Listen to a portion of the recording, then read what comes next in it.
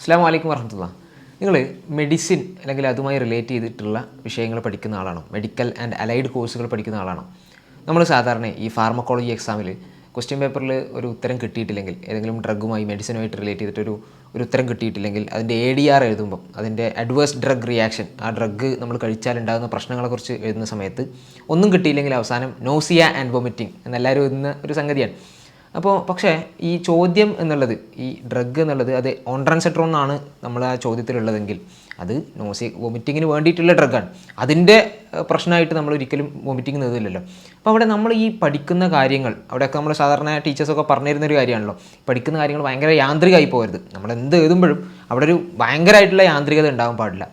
ഇതുപോലെ തന്നെ നമ്മുടെ ജീവിതത്തിൽ നമ്മൾ മെഡിസിനോ അല്ലെങ്കിൽ അലൈഡ് കോഴ്സുകളൊക്കെ പഠിക്കുമ്പോൾ നമ്മുടെ ശരീരത്തെക്കുറിച്ചും നമ്മുടെ വളരെ സുപ്രധാനമായിട്ടുള്ള ചില കാര്യങ്ങളാണ് നമ്മൾ പഠിക്കുന്നത്. അവിടെ ഈ അറിവ് എന്നുള്ളതിൻ്റെ കൂടെ നമുക്കൊരു തിരിച്ചറിവ് അനിവാര്യമാണ്. ആ തിരിച്ചറിവ് ലഭിക്കുക എന്നുള്ളതാണ്. പ്രത്യേകിച്ച് ഒരു കൂട്ടായ്മ, ഒരു മെഡിക്കൽ കൂട്ടായ്മയുടെ ഭാഗമായി നമ്മൾ അങ്ങനെയുള്ള തിരിച്ചറിവും കാര്യങ്ങളൊക്കെ നമുക്ക് അതുമായി ബന്ധപ്പെട്ട ചില അറിവുകളും എക്സ്ട്രാ നേടാനുണ്ടാവും. അതുമായി ബന്ധപ്പെട്ട ഒരു കോൺഫറൻസ് ഈ വരുന്ന 2025 ഫെബ്രുവരി 15-16 തീയതികൾ പെരിന്തൽമണ്ണയിൽ വെച്ച് നടക്കുകയാണ്. അപ്പോൾ ഈ മെഡിക്കൽ MBBS, BDS, അലൈഡ് കോഴ്സുകളൊക്കെ പഠിക്കുന്ന ആളുകളെ സംബന്ധിച്ചിടത്തോളം നിങ്ങളെല്ലാവരും ഈ പ്രോഗ്രാമിലേക്ക് രജിസ്റ്റർ ചെയ്യണം എന്ന് അഭ്യർത്ഥിക്കുകയാണ്. ഇൻഷാ അല്ലാഹ്. അസ്സലാമു അലൈക്കും വറഹ്മത്തുള്ളാഹി വബറകാതുഹു.